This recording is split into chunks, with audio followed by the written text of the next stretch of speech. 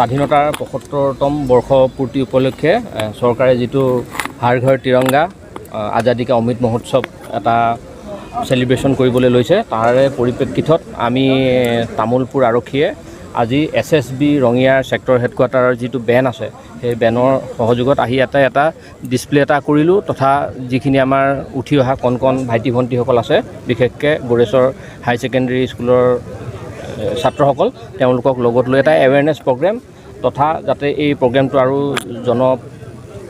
সাধাৰণৰ মাজত বিয়পি পৰে, প্ৰত্যেক ঘৰে ঘৰে যাতে ইয়াৰ মেছেজটো যায় বা সকলোৱে যাতে জাতীয় পতাকাখন আদৰ কৰি চৰকাৰৰ নীতি নিৰ্দেশনা মানি পেলাই এইকেইদিন উত্তোলন কৰে,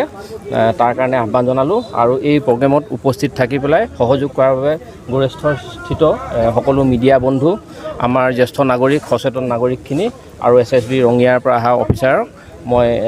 তামোলপুৰ আৰক্ষীৰ ফালৰ পৰা ধন্যবাদ জনাইছোঁ। আৰু সুখৰ কথা যে আমি আশা কৰাতকৈ যথেষ্ট সংখ্যক বেছি ষ্টুডেণ্ট আহি পেলাই আমাৰ এই সমদলত যোগ দিলেহি, গতিকে আমি আশা কৰিছোঁ যে আমাৰ প্ৰগ্ৰেমটো ফলপ্ৰসূ হৈছে বুলি। যিহেতু ছাৰ 13ৰ পৰা 15 তাৰিখলৈকে অনুষ্ঠান আপোনালোকে আয়োজন কৰিছে বা অনুষ্ঠানটো নিৰ্দেশনা দিছে, এই ক্ষেত্ৰত আৰক্ষী প্ৰশাসনে কেনেধৰণে সহযোগ কৰিব, কেনেধৰণে ৰাইজৰ সমাজ কৰিব? হয়, এইটো যাতে গোটেই ৰাইজৰ মাজত এটা সচেতনতা আৰু সজাগতা এটা সৃষ্টি হয় আৰু সকলোৱে যাতে প্ৰগ্ৰেমটোত ভাগ লয়। ৭৫ বছৰৰ স্বাধীনতা পূৰণৰ যিটো এটা গৌৰৱ, আৰু সেই গৌৰৱটোৰ মানে সুস্থ বৃদ্ধিৰ কাৰণে চৰকাৰে এইটো লৈছে। গতিকে জাতীয় পতাকাখনক সকলোৱে আদৰ কৰি সেই 13, 14, 15 যিকেইটা নীতি নিৰ্দেশনা মানি চৰকাৰী সেইটোক নিজৰ ঘৰত যাতে উত্তোলন কৰে, তাৰ কাৰণে আমি এইটো এটা জনসাধাৰণৰ মাজত এৱেৰনেছমূলক এটা প্ৰগ্ৰেম হিচাপে লৈছোঁ। হয়, আজি তামোলপুৰ আৰক্ষী প্ৰশাসনৰ উদ্যোগত গোৰেশ্বৰ আৰক্ষী প্ৰশাসন আৰু বিশেষকৈ ধন্যবাদ জ্ঞাপন কৰিছোঁ আমাৰ গোৰেশ্বৰ অঞ্চলৰ বিশেষকৈ আমাৰ বিভিন্ন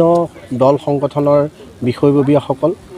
আৰু আমাৰ VDPৰ যিখিনি লোক, তেওঁলোক গোৰেশ্বৰ আমাৰ হাই ছেকেণ্ডেৰী স্কুলৰ ছাত্ৰ ছাত্ৰী, আমাৰ NCCৰ আমাৰ যিটো টীম, আৰু তাৰ বাহিৰেও বিশেষকৈ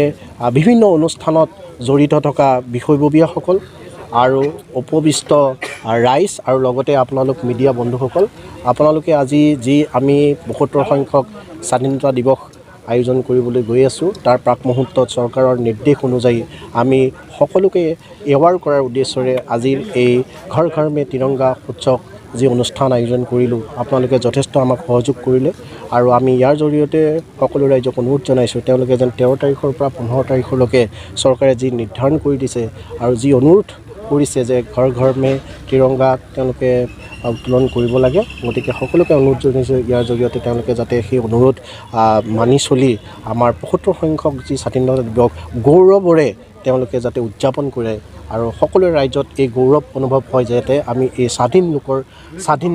দেশৰ স্বাধীন নাগৰিক, আমাৰ এই মনোবাঞ্ছা আমাৰ যাতে সেই তিৰংগা উত্তোলনৰ জৰিয়তে পূৰ্ণ হয়, তাৰেই কামনা কৰিলোঁ।